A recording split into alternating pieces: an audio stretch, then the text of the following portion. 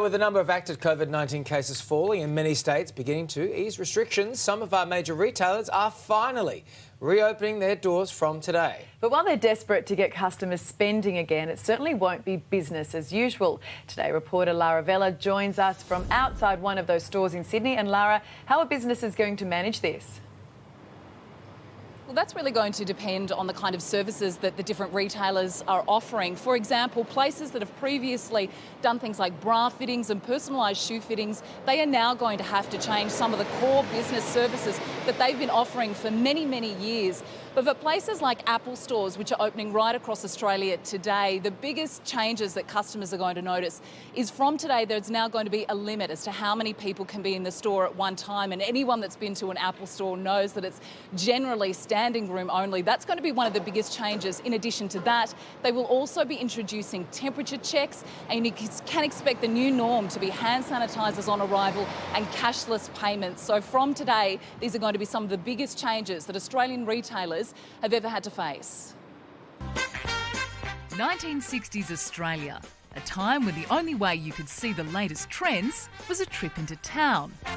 Fast forward 6 decades and the way we all shop is about to change. This is the most challenging time that the business has ever faced in our more than 50-year history.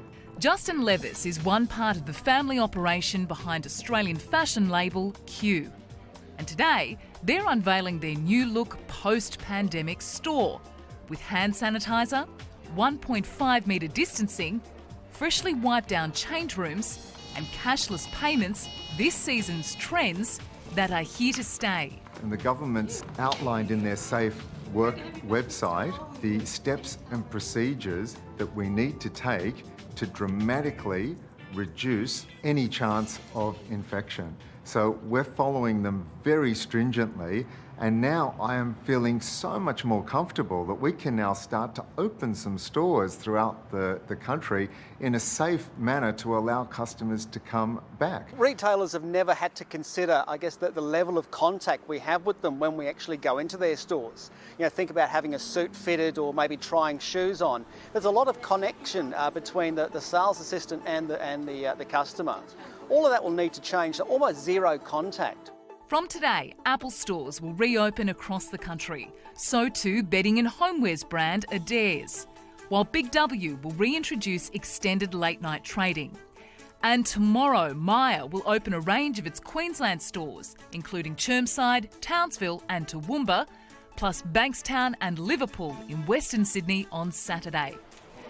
Over at Shoes and Socks, a store that gets so busy before back to school you have to take a ticket to get in, staff must now practice social distancing but also offer personalised shoe fittings. They need to make sure that for every appointment they are wearing gloves. The parent and the child understand what is expected of them in terms of putting try-on socks on, minimal points of contact. And then they also have to constantly be cleaning and sanitising anything that's touched throughout the day. So it's a huge amount of extra work for the store teams. And for a store that would normally have 70 people inside at one time, now allowed just 10, customers will need time to adjust. Loyal customers, regular customers will find it very different. I think everyone understands that we're doing this because we want to get through this as well as we can. And so I'm sure our customers will jump on board, but it definitely will take a period of learning. The big question now, once stores do reopen, will enough customers come back? We have taken the step to now open 17 stores in Q across Australia, and let's take some baby steps to see what we can do to get customers back. Many consumers are probably more concerned about job losses, how they're going to pay the rent or the mortgage. I think the last thing shoppers will be looking at is maybe a new pair of boots for winter or a new winter coat. It's certainly going to change, isn't it? Yeah. But it'd be nice to get It's back strange into to see the an Apple shops. store slightly empty.